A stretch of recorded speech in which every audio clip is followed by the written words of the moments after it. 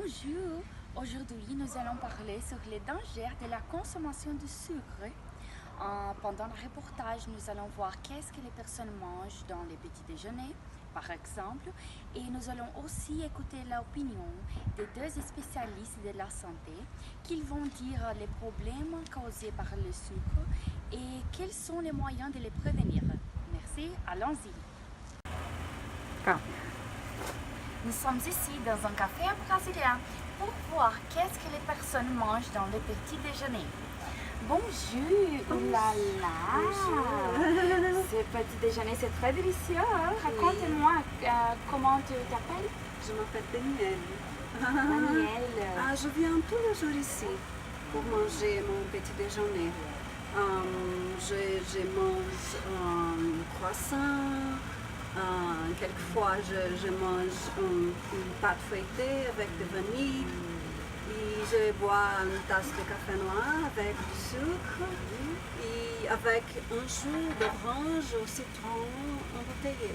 Oui, c'est très délicieux, mais Danielle, vous savez que c'est trop sucré cette nourriture, non?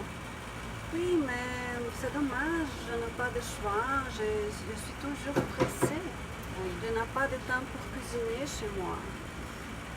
De plus, il n'y a pas d'option saine à la carte. Il n'y a pas de fruits, il n'y a pas de pain intégral, de céréales, de yogourt. Donc, je mange Disponibles, les choses disponibles à la carte. qui sont toujours délicieuses.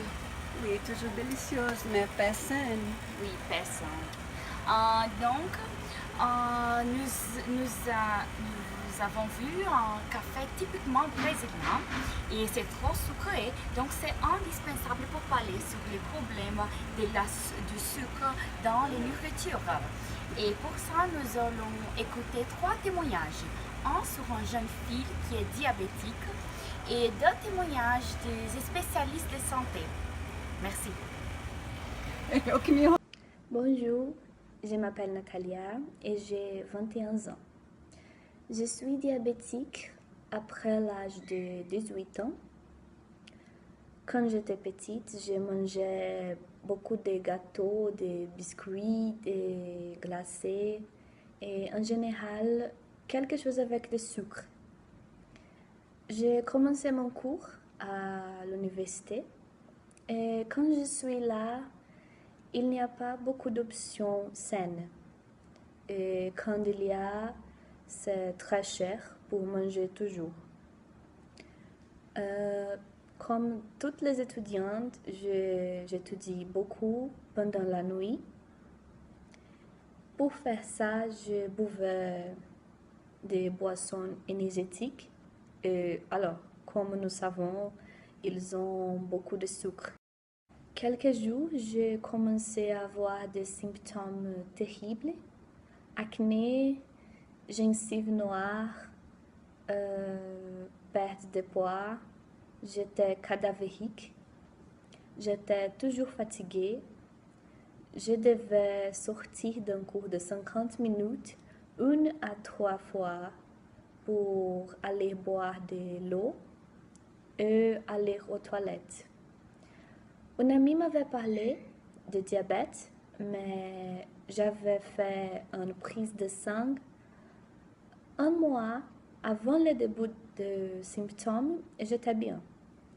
Ma mère, inquiète, m'a fait faire un autre pour précaution et voilà, je suis diabétique.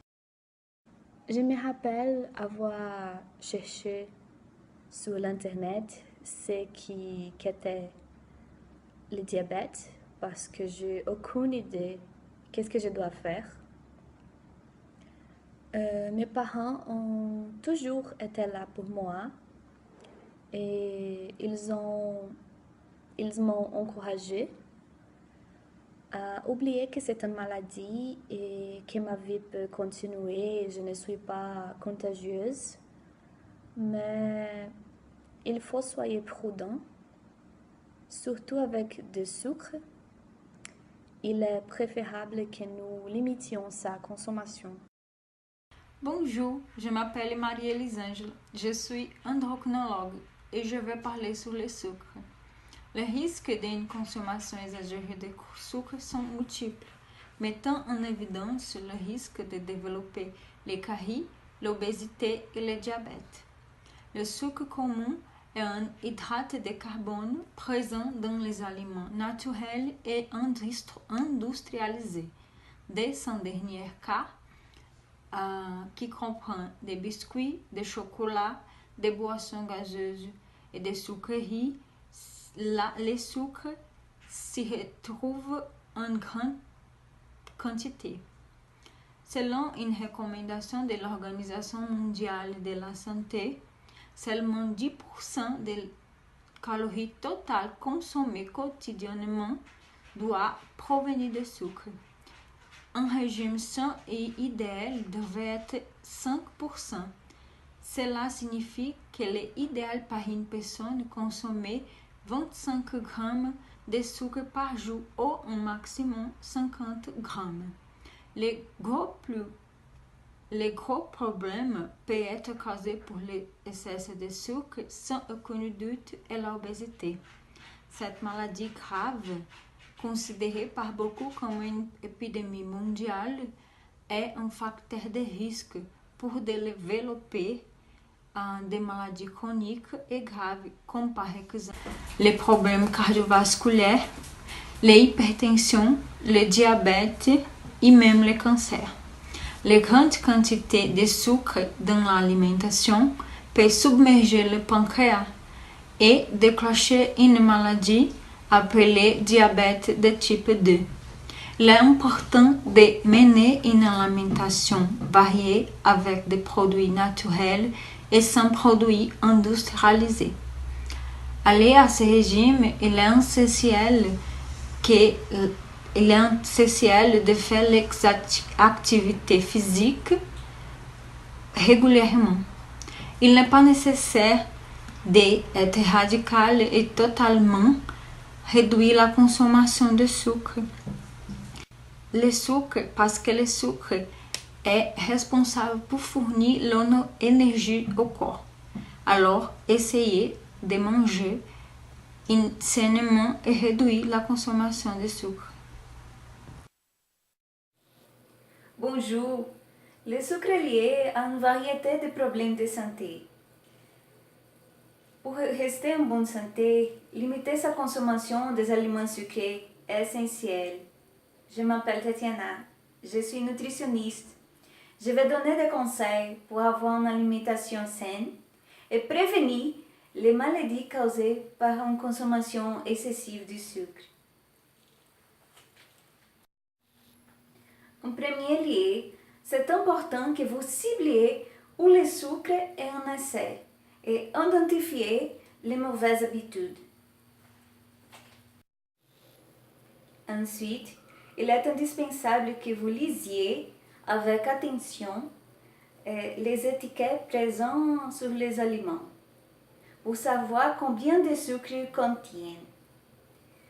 Ça se manger de façon responsable.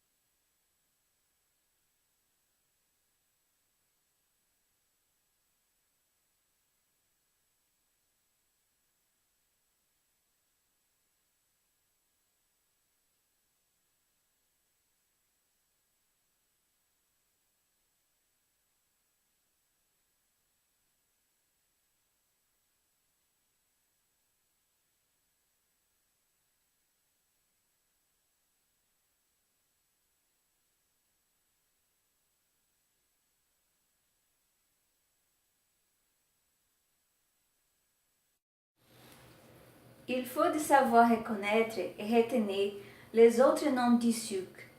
Des ingrédients sur les produits contiennent souvent des sucres appelés sous un autre nom.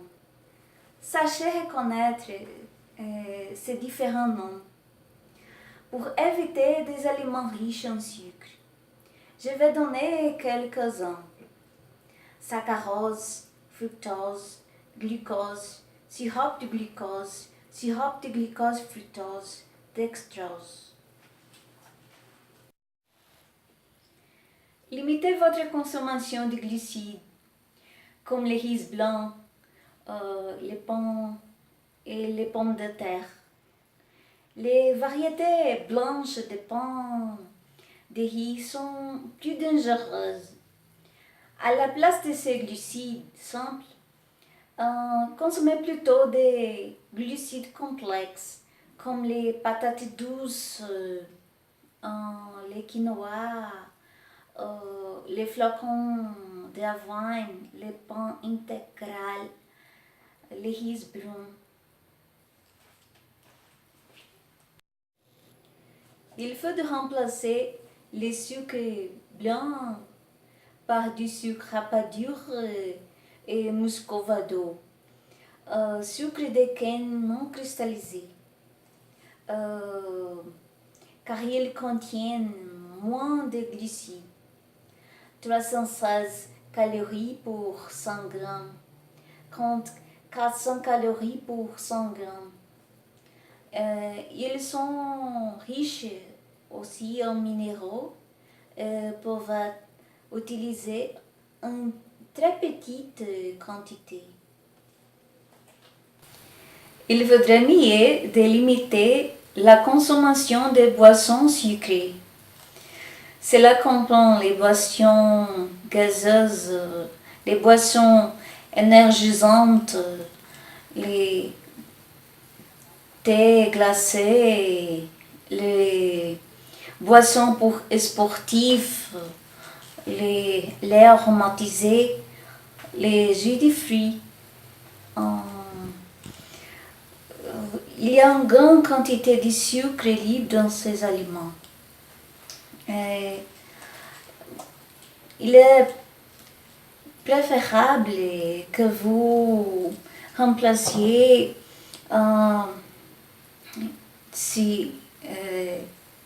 ces boissons qui a l'addition du sucre pour un jus de fruits naturel. En vrai, il vaudrait mieux de remplacer pour un verre d'eau. C'est important que vous dormiez plus. Une nouvelle étude du Royaume-Uni suggère que manquer de sommeil peut rendre grincheux, détraqué et donnerait envie de manger plus de sucre. Dormir moins de 7 heures par nuit faciliterait ainsi l'obésité et les maladies cardio-métaboliques, les diabètes et les maladies cardiaques, l'AVC. Si vous souhaitez réellement couper les sucres de votre alimentation, mais que vous voulez que la transition se fasse en douceur, tournez-vous vers les épices, comme les cannelles, par exemple, qui utilisez dans vos desserts et breuvages réconfortés, comme le café, est hyper intéressant pour rajouter du goût et réduire l'amertume. Il vaudrait mieux de s'habituer au goût naturel des aliments, sans ajouter systématiquement un goût sucré. Ce n'est pas nécessaire que vous arrêtiez complètement la consommation du sucre, mais il est indispensable que vous consommiez avec modération. Modération en tous. De toute façon, il vaudrait mieux de consulter un nutritionniste pour lui faire un régime spécifique. Au revoir. Après avoir vu cette émission, prenez soin de votre consommation de sucre.